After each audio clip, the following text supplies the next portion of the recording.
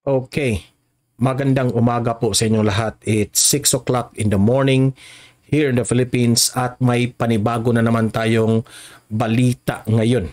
Okay? Una nating pag-uusapan itong si First Lady Liza Araneta Marcos. Sinapak itong si Vice President Inday Sara Duterte. Grabe. So yan, alamin natin yan bakit sinapak ni First Lady Liza Araneta Marcos itong si VP Sara Duterte. Okay, alamin natin yan mamaya. Pangalawa nating pag-uusapan ay itong si Pangulong former President Duterte. Hindi niya kinilala ang ICC kasi itong ICC parang trying hard na hanggang ngayon sinusundan pa rin itong si Tatay Digong natin. Okay? Yan, alamin natin yan, ang kabuuang storya, detalyeng storya niyan mamaya. Okay? Pero bago ang lahat, bago natin itatalakay itong mga interesting topic natin ngayon, help me na i-like at i-share itong video natin sa Facebook at sa YouTube para marami ang makakita sa ating video at ma-deliver yung information sa ating mga balita. Okay? Sabay-sabay tayong mag-like and share. 1, 2, 3, go! Thank you very much. And also guys, itong Donmar TV, kung bago ka pa lang dito sa Donmar TV, please consider na i-subscribe at i-follow itong ating Facebook at YouTube para lagi kayong updated sa mga balita na kagaya nito. Okay? Sabay-sabay tayong mag-follow and subscribe. 1, 2, 3, go! Thank you very much. Caveman Coffee, available ito sa Shopee. Bili na kayo, recommended ng Donmar TV yan. Itong ating Donmar TV t-shirt, available rin ito sa Shopee. Bili na kayo bilang suporta ng Donmar TV. Okay. So, una nating topic ay ito ngang si First Lady Liza Araneta Marcos. Sinapak itong si Vice President Inday Sara Duterte. Kung bakit ito sinapak? Yan ang tanong. Bakit ito sinapak? Nangyari ito sa speech ni Presidente Bongbong Marcos sa departure statement for official visit to Japan, no? So bago siya lumipad patungong Japan, may speech itong si Presidente Bongbong Marcos. Pero ang tanong ngayon, bakit sinapak itong si Vice President Inday Sara Duterte kay F.L. Liza Marcos? Okay? So, yan, ipapakita ako itong video na ito na sinapak nga nitong si F.L. Liza. Okay? Sabay-sabay tayong mag-react dito sa video na ito. Okay, play. Good morning, everyone. Please take a seat. I'd like to greet Vice President and the Secretary of Education, Sara Duterte, former President, Senior Deputy Speaker. Ito yung speech ha, bago siya lumipad patungo Japan. What I keep calling our secret weapon on all these trips is... Ayan, magkatabi na si Inday Sara, Vice President Inday Sara at si First Lady natin, no? Si First Lady, ang katabi niya si dating Presidente Gloria Macapagal Arroyo at ito namang si Vice President Inday Sara Duterte, ang katabi niya ay si Migs Zubiri, Senator Migs, okay? Former President Gloria Macapagal Arroyo, the Speaker of the House of Representatives, Martin Romualdez, and the members of the Cabinet who are all here today, the AFP Chief of Staff, General Andy Centino, the PCG Commandant, Admiral Artemio Abu, First Lady. Malapit na yan ha? Sasapakin yan mamaya. Tingnan nyo. First Lady, Imelda.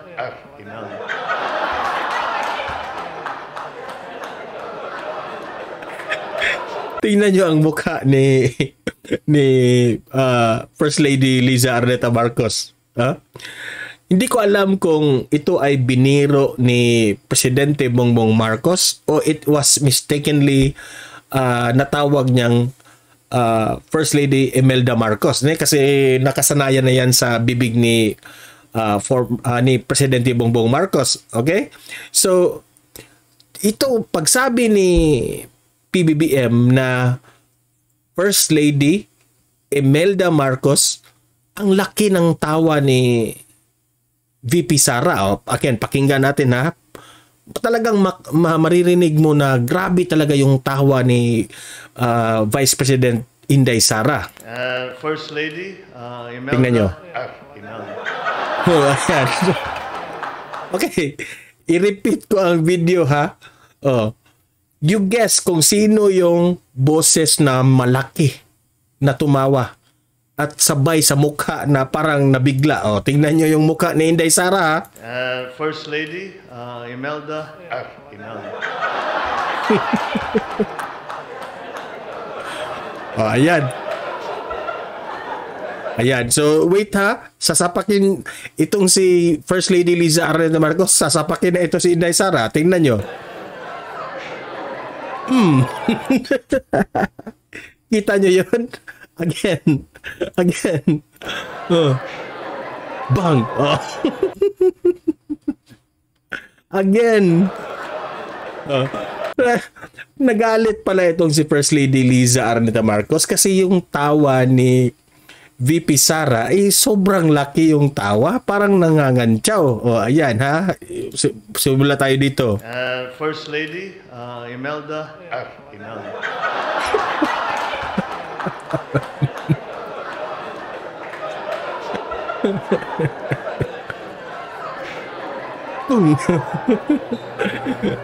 Pati si former President Gloria Arroyo tawa ng tawa. So ako ha, magko-comment ako dito. Kahit ganyan kalaki ang kanilang posisyon, no? Yan. Si Vice President yan ng Pilipinas. Yan naman ay First Lady ng ating bansa. Ayan sa gilid, dating presidente ng Pilipinas. Ayan, tatlo na yan. Mga mabibigat na tao yan sa Pilipinas. Pero dyan mo makikita na masasabi ko na humble pa rin itong mga tao na ito. No?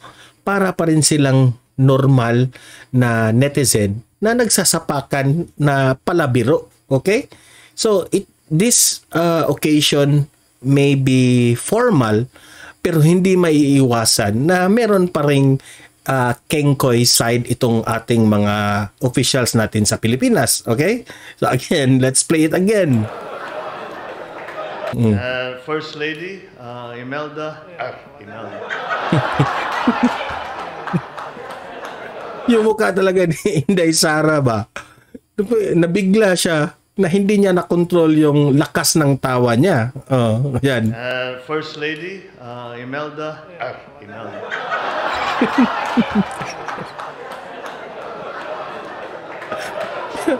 Yung mukha ni First Lady Liza, ano siya, parang lagot ka sa akin, PBBM.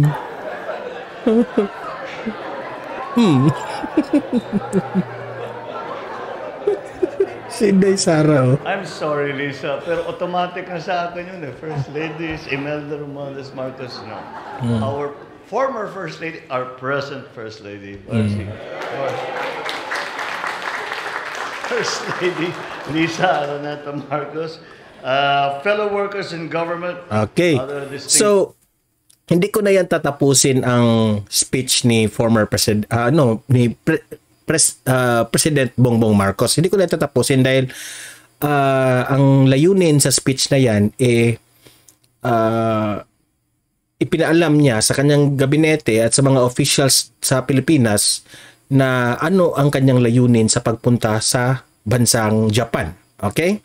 So alam naman natin, kagaya ng dati sa mga ibang bansa na kanyang pinupuntahan, ganun, meron talagang speech before siya pupunta.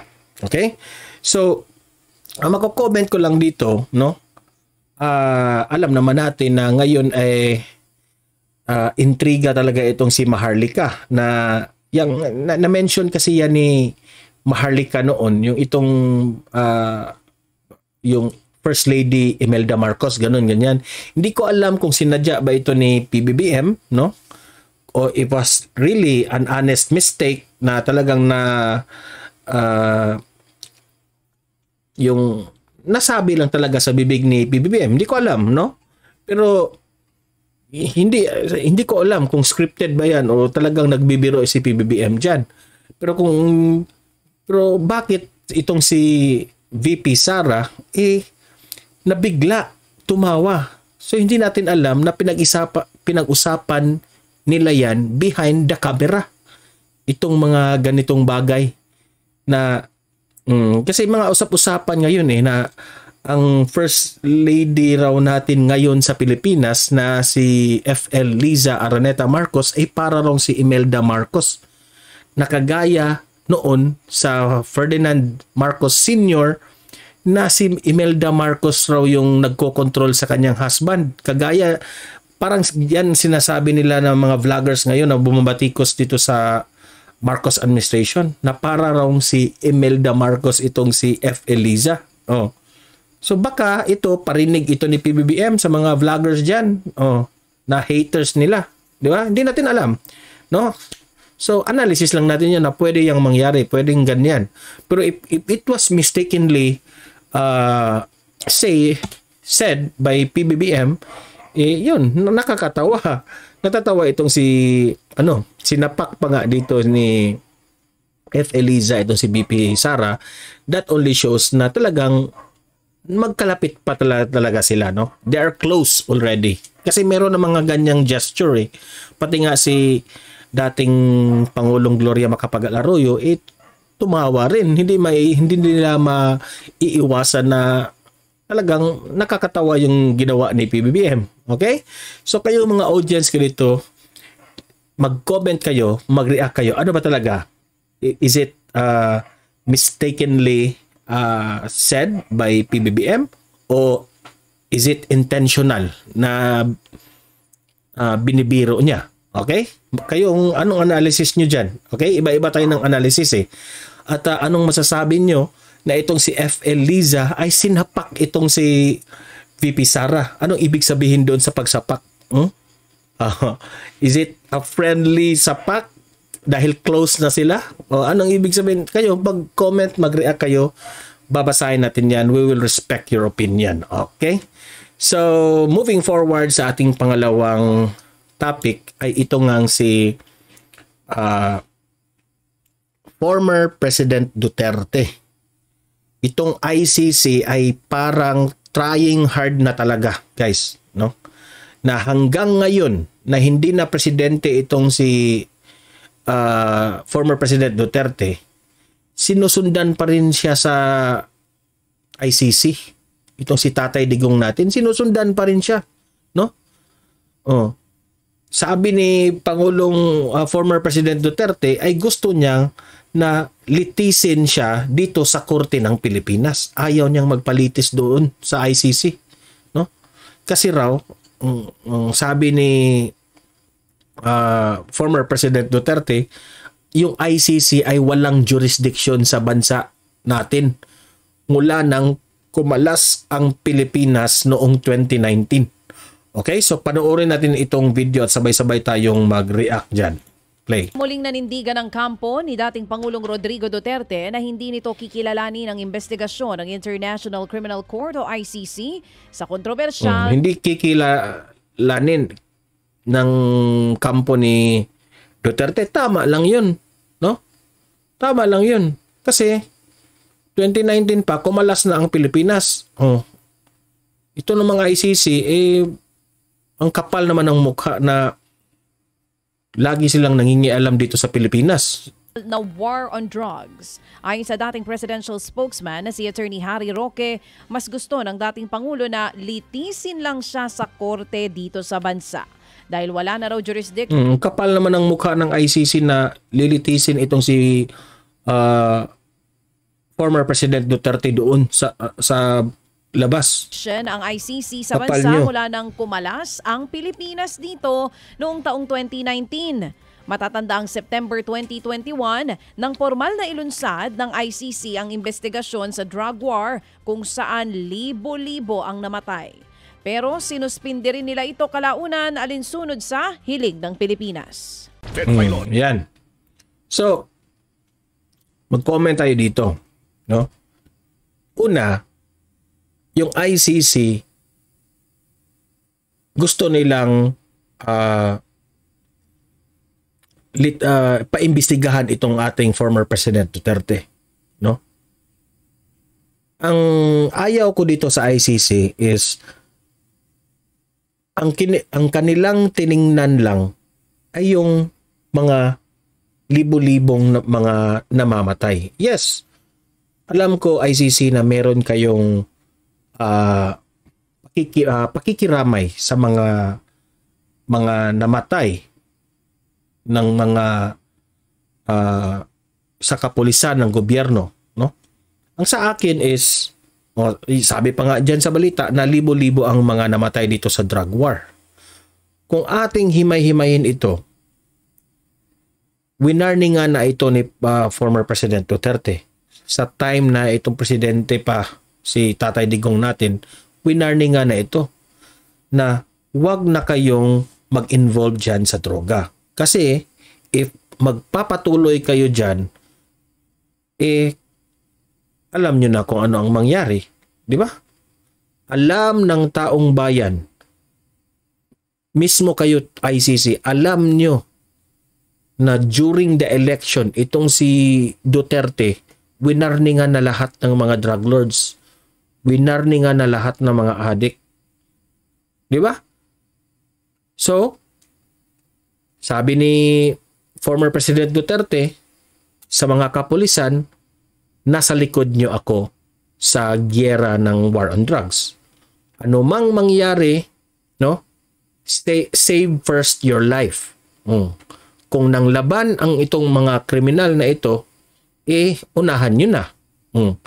So halos marami talaga ang mga nasawi na buhay dito. Dahil alam nyo naman, itong mga kriminal na ito, wala na sa tamang utak. Okay?